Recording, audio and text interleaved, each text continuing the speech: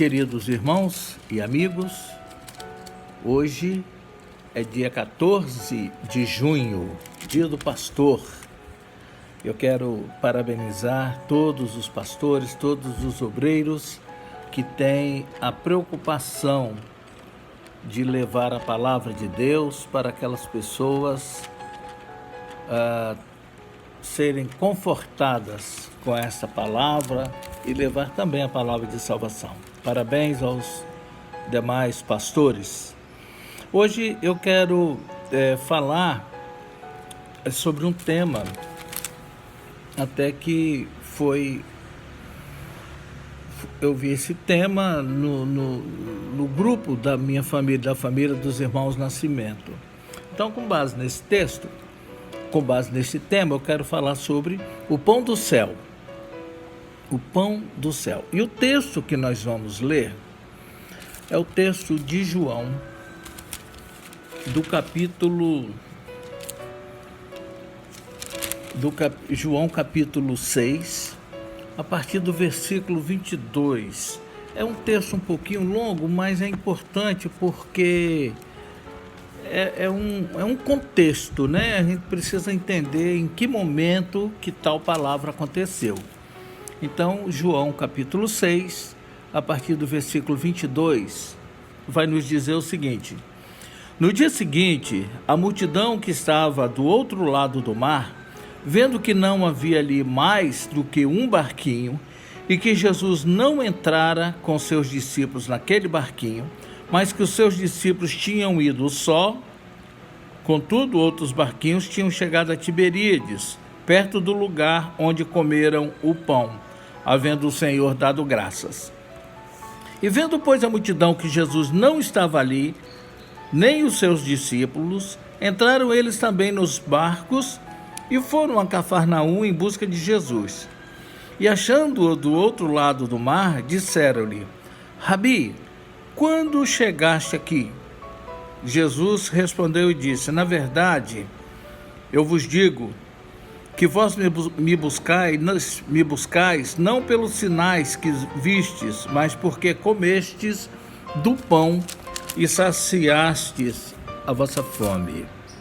Trabalhai não pela comida que perece, mas pela comida que permanece, para a vida eterna, o qual o Filho do Homem vos dará, porque a este o Pai, Deus, o selou. Disseram-lhe, pois, que faremos para executarmos as obras de Deus? E Jesus respondendo disse: A obra de Deus é esta, que creiais naquele que ele enviou. Disseram-lhe, pois, que sinal, pois, tu fazes para que vejamos e creiamos em ti? Que operas tu? Nossos pais comeram maná no deserto, como está escrito, deu-lhes a comer o pão do céu. Disse-lhe, pois, Jesus: Na verdade, eu vos digo que Moisés não vos deu o pão do céu, mas meu Pai vos dá o verdadeiro pão do céu, porque o pão do céu é aquele que desce do céu e dá vida ao mundo. Disseram-lhe, pois, Senhor, dá-nos deste pão. E Jesus disse: Eu sou o pão da vida. Aquele que vem a mim não terá fome, e quem crê em mim nunca terá sede. Mas já vos disse que também vós me vistes, contudo não credes. Tudo que o Pai me dá virá a mim, e o que vem a mim de maneira nenhuma lançarei fora. Porque eu desci do céu não para fazer a minha vontade, mas a vontade daquele que me enviou.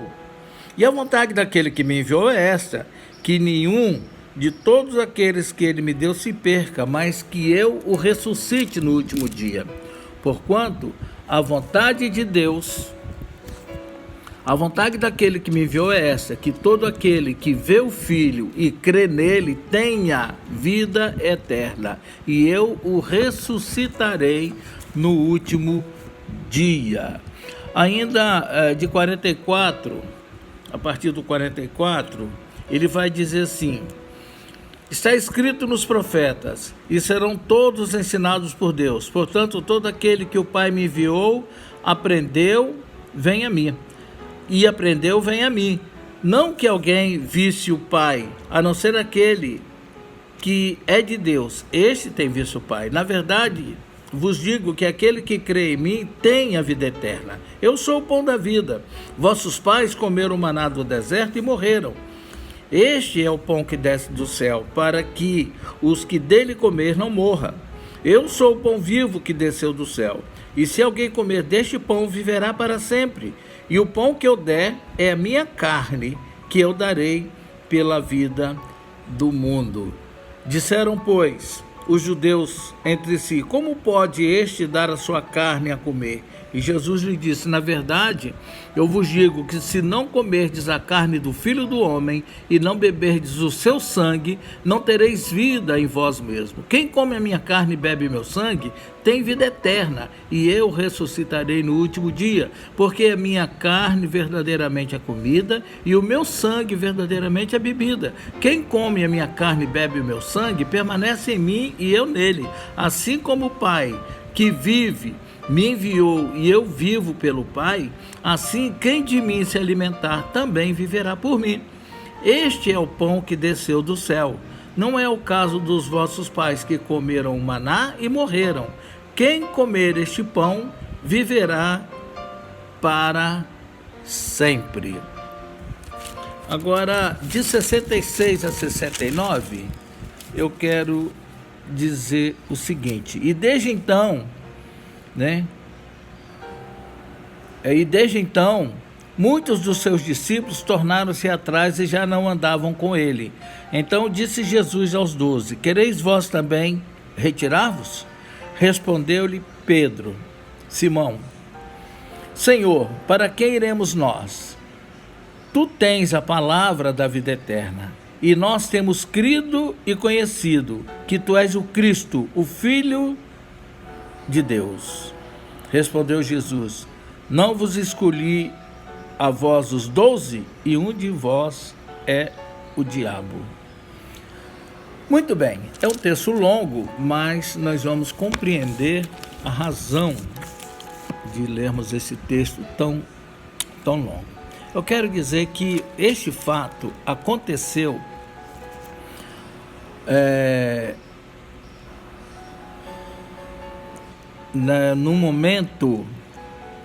num contexto do capítulo anterior da multiplicação dos pães, onde mais de 5.000 pessoas foram alimentadas, foram saciadas na sua fome. Em razão disto, aquelas pessoas decidiram fazer Jesus de rei.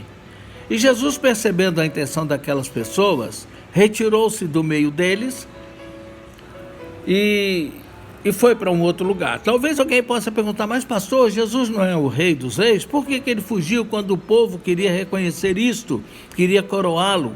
O próprio Jesus responde lá em João 18:36, quando ele diz: o meu reino não é deste mundo.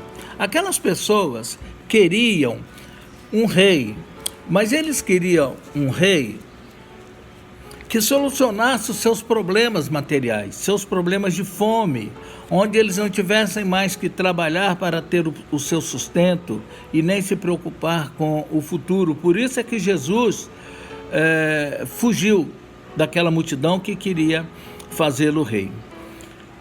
Aplicando isto em nossas vidas, nós vamos entender que quantas pessoas estão procurando Jesus com essa mesma intenção. Estão querendo transformar Jesus no milagreiro que possa resolver os seus problemas físicos, através de milagres, para realizar curas, para dar dinheiro, para trocar de carro todo ano, para ter empresas, para ter uma vida fácil, para ter um bom emprego. E a gente vê muita gente pregando a tão famosa prosperidade, mas não foi esta a proposta de Jesus. Se fosse, ele não teria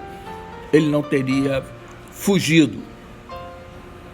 Mas o texto diz que Jesus estava do outro lado do mar, depois de ter se encontrado à noite com os seus discípulos, ocasião essa em que ele anda por sobre as águas do mar. A multidão, quando encontra com Jesus, faz uma pergunta no versículo 25. Ele diz assim: Senhor, quando chegaste aqui?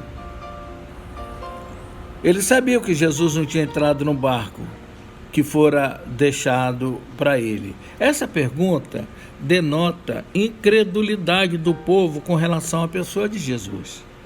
Pessoas olham para Jesus com seus milagres, olha para Jesus tentando entender de forma racional os milagres de Jesus. E aí tem muita gente explicando: não, porque Lázaro na realidade não tinha morrido, ele teve uma catalepsia e Jesus chegou lá e ele já tinha passado o ataque cataléptico, e ele então saiu errado. Jesus estava a uma distância de 12 estádios, cada estádio mede em torno de 25 metros, e a distância de Jesus ele poderia ter percorrido com 20 minutos, 30 minutos no máximo, botar uma hora, já que ele vinha parando. E Jesus levou 4 dias para chegar lá em Betânia. Por que ele esperou tanto? Exatamente para que desse tempo do corpo cheirar mal. Quando ele chega e fala com as irmãs de Lázaro, elas falam assim: Senhor, já cheira mal, deixa para lá, ele já morreu. E Jesus diz: eu sou a ressurreição e a vida, quem crê em mim, ainda que esteja morto, viverá. E Jesus esperou 4 dias. Mas há uma outra explicação aqui, é que os judeus entendiam que até o 3º dia a alma ficava do lado do corpo. Então, no 3º dia, o corpo já estava entrando no processo de putrificação, já estava apodrecendo, e a alma então ia embora no 3º dia. Então Jesus esperou mais um dia, 4 dias, para tirar todas as dúvidas. E quando ele chega, ele mostra o poder do Senhor. E muitas pessoas tentam: porque Moisés, quando atravessou aquele mar, ali a água batia no tornozelo e tudo mais. As pessoas tentam explicar de forma racional os milagres de Deus, e os milagres de Deus não são explicáveis, né? Então essa incredulidade do povo em relação a Jesus ainda permanece nos dias de hoje. As pessoas olham para Jesus tentando entender racionalmente aquilo que ele faz. E eles então perguntam para Jesus: Senhor, quando o Senhor chegou aqui? Senhor, nós estamos aqui, não vimos o Senhor chegar. Senhor, como é que nós podemos entender a sua presença aqui entre nós? Como o Senhor fez isso? Como o Senhor fez o cego ver? Como o Senhor fez o coxo andar? Como o Senhor multiplicou os pães? Conta pra gente. Como chegaste aqui? Essa pergunta demonstra a dificuldade do povo em aceitar os fatos que não se podem entender. Isto é o conceito de milagre. Um filósofo por nome Bultmann, em 1945, né, ele, durante o período do iluminismo, né, quando o iluminismo estava muito forte, ele então fez uma interpretação bíblica desmistificando os milagres de Jesus, racionalizando todos os milagres de Jesus. E tem muita gente que vai por este caminho. Meu querido amigo, Jesus tem coisas maravilhosas para fazer por mim e por você.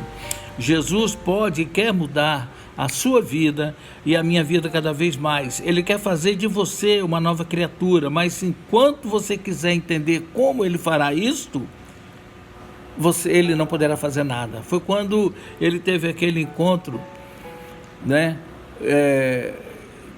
com um jovem, um moço, que Jesus falou, ele disse: Senhor, o que eu preciso fazer para ter a vida eterna? E Jesus falou: você precisa nascer de novo. Mas Senhor, como que isso vai acontecer? É impossível, eu sou um homem já, eu vou entrar no ventre da minha mãe e nascer.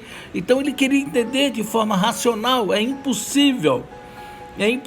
Jesus falou: Nicodemos, você não consegue entender as coisas materiais, como você vai entender as coisas espirituais? Então é impossível querer entender. Não poderá E Jesus não poderá fazer nada, a menos que nós possamos crer. Então a resposta de Jesus está no versículo 26, né? E Jesus então diz para eles que eles estavam seguindo Jesus não por causa dos sinais que ele tinha feito, mas por causa da fome que eles mataram, por causa do pão que eles comeram. E isso deixou o povo chateado. O camarada dá o pão e depois joga na cara, né?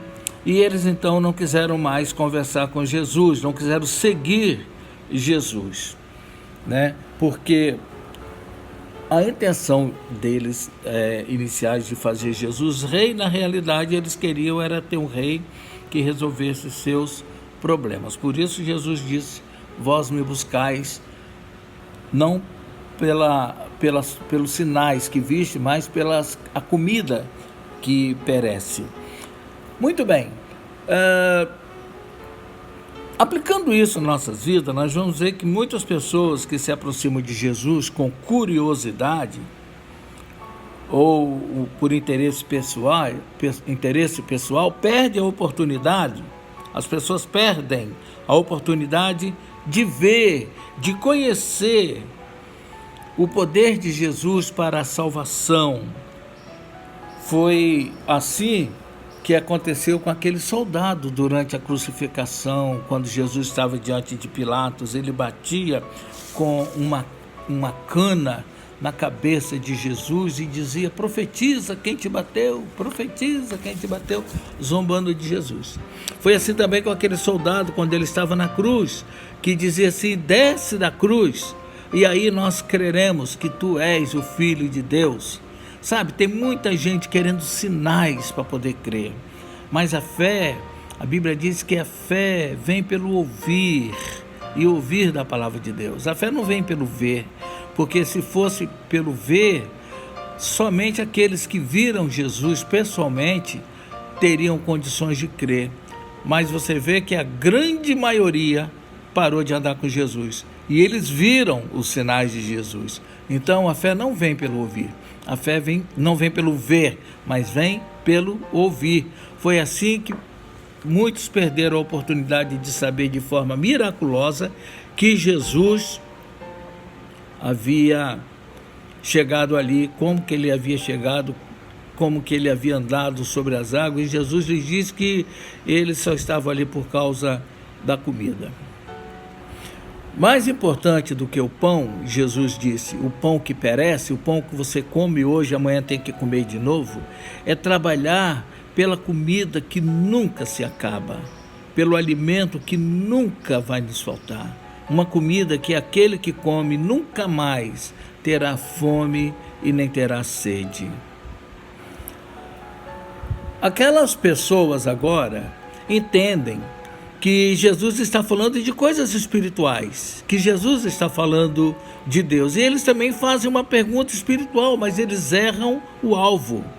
Eles perguntam assim no versículo 28, que faremos para executarmos as obras de Deus? A ênfase aqui nesta pergunta está no fazer. O que fazemos? O que faremos? Foi o caso daquele jovem que chegou para Jesus e falou: Senhor, o que eu preciso fazer para ser salvo? Sabe, muitas pessoas estão vivendo assim, um ativismo religioso, estão fazendo tantas obras para alcançar a salvação, campanha de agasalho, campanha de fome, campanha de água, campanha para o Nordeste, ajuda financeira para a Unicef. Estão erradas? Não, não estão erradas. O erro está no alvo. Qual a razão disto?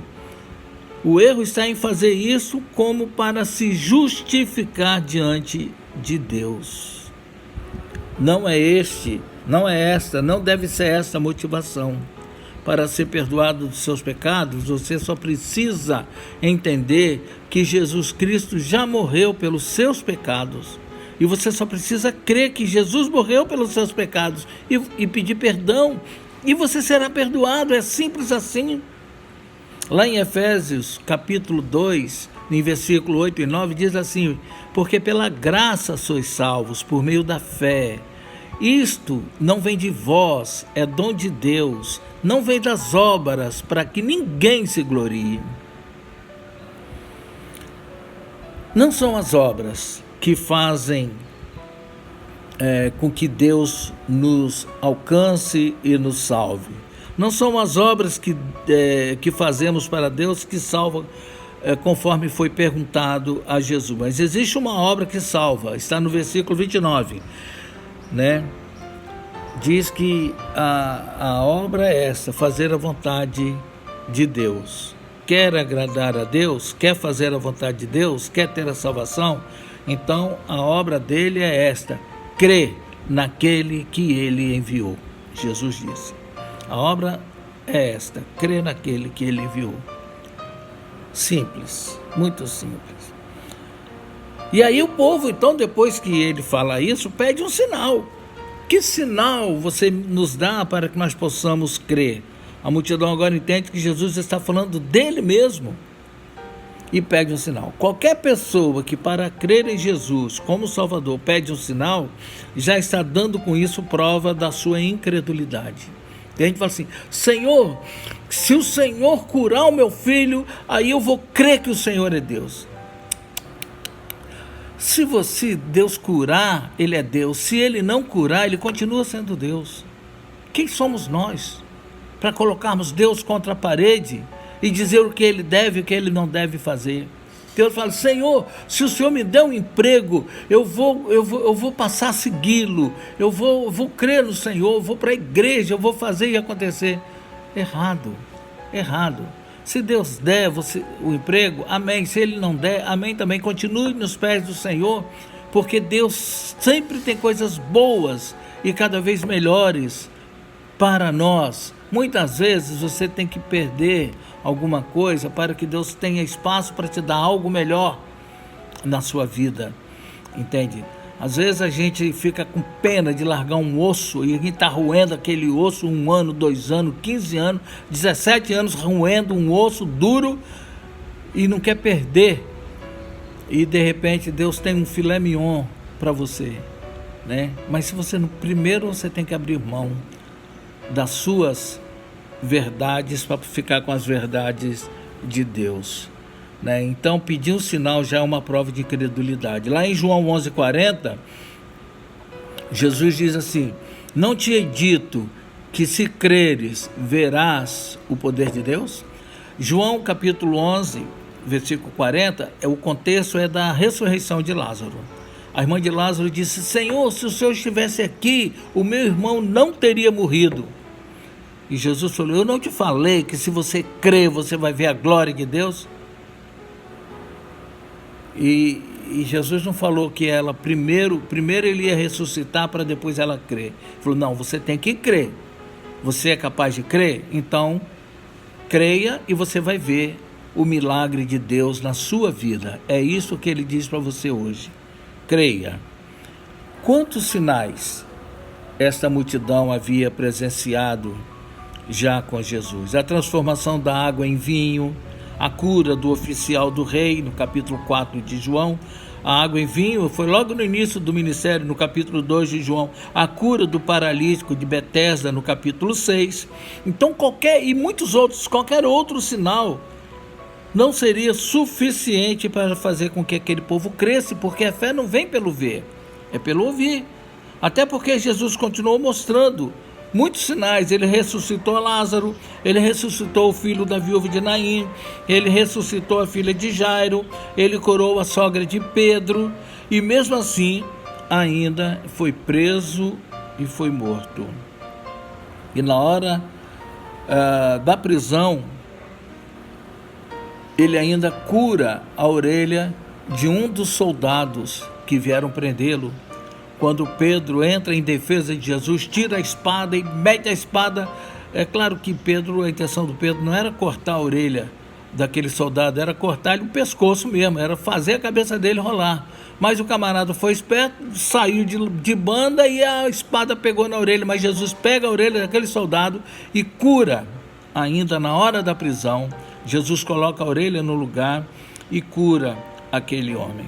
Depois de tudo isso, ainda tem alguém que manda que ele desça da cruz para crer nele. Oh, meu Deus do céu! Se fosse eu teria descido, só de raiva. Mas Jesus não é eu. Graças a Deus, Jesus não sou eu. Nem eu sou Jesus. Porque se ele tivesse descido, aquele homem talvez pudesse até crer. Mas o resto da humanidade estaria perdido.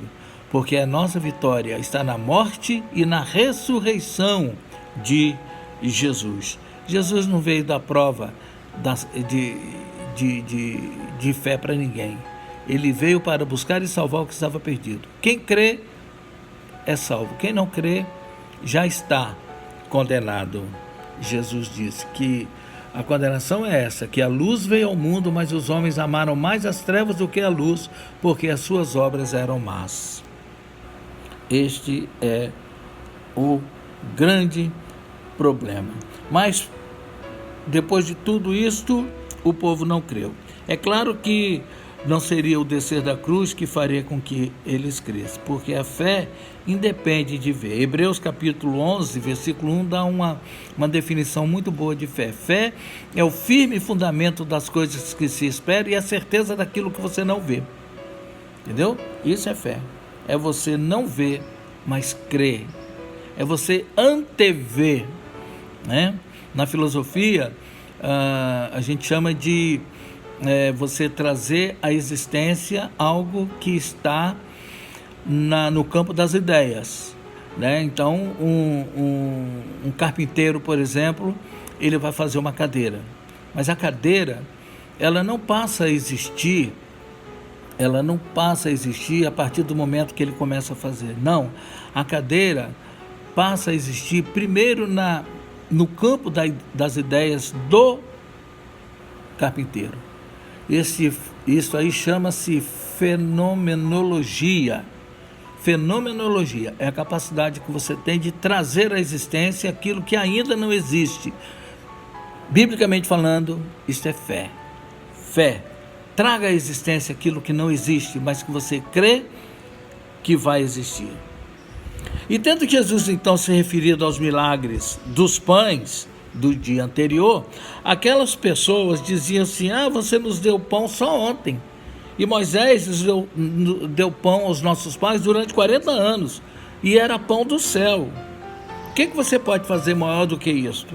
Jesus aproveita aquelas palavras para corrigir um erro teológico, corrigir pelo menos 2 erros teológicos. Ele diz assim: primeiro, não foi Moisés que deu aquele pão, né?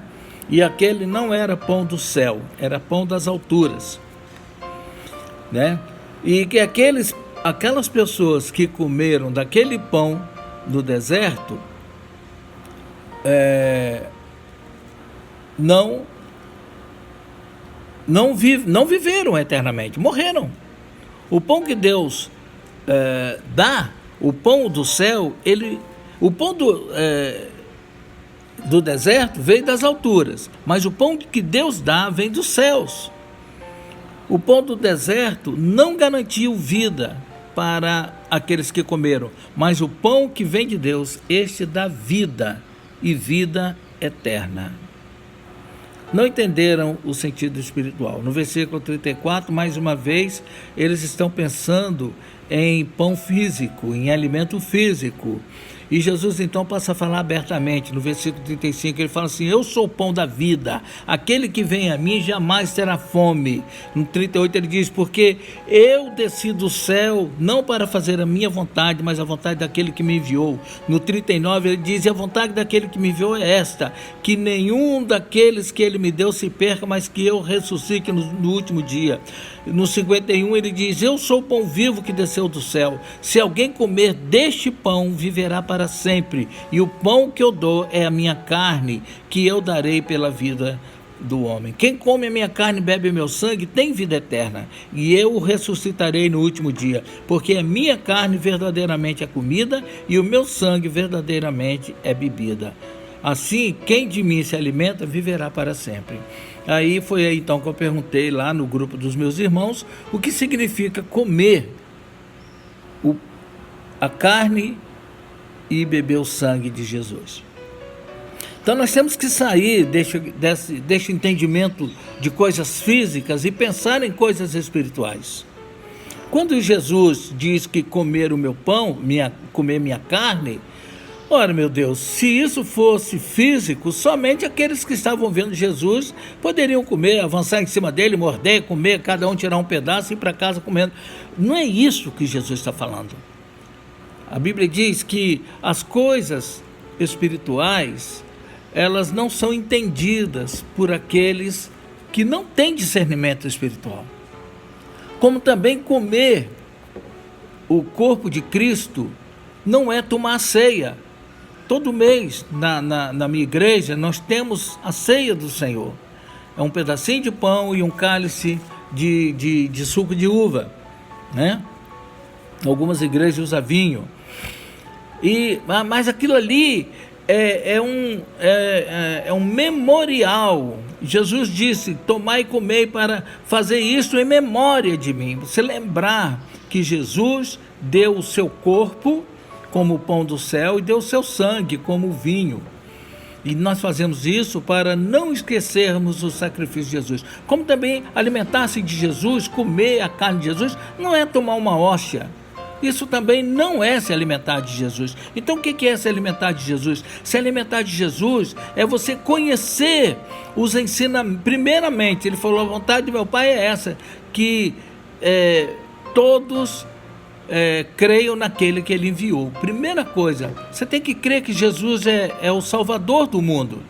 E uma vez crendo, você vai aprender com ele, vai aprender dele os seus ensinamentos e vai aplicar esses ensinamentos na sua vida. Isso é alimentar-se dele, alimentar dos seus ensinos, dos seus conhecimentos. E diante disto, então, mais de 5.000 pessoas, não entendendo a palavra de Jesus, vão embora e fica agora só os 12. E Jesus pergunta aos 12: vocês também não querem ir? Podem ir. Podem ir. E Pedro falou: Senhor, para quem iremos nós? Porque nós temos visto e crido que só tu tem palavras de vida eterna. Meu querido amigo, Jesus é o pão da vida, o pão que desceu do céu. Assim como para viver essa vida física nós precisamos nos alimentar do arroz e do feijão, também na vida espiritual nós precisamos nutrir a nossa vida com este pão, com o Senhor Jesus, o pão do céu.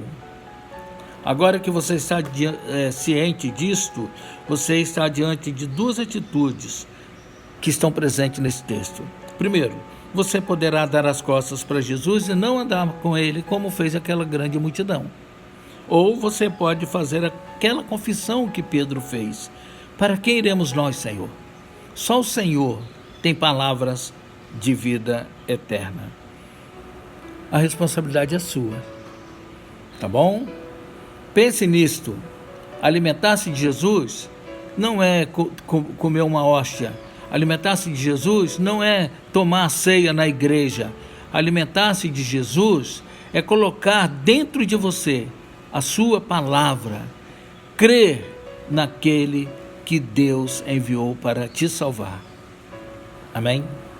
Deus nos abençoe e Deus te dê um bom domingo. Amém.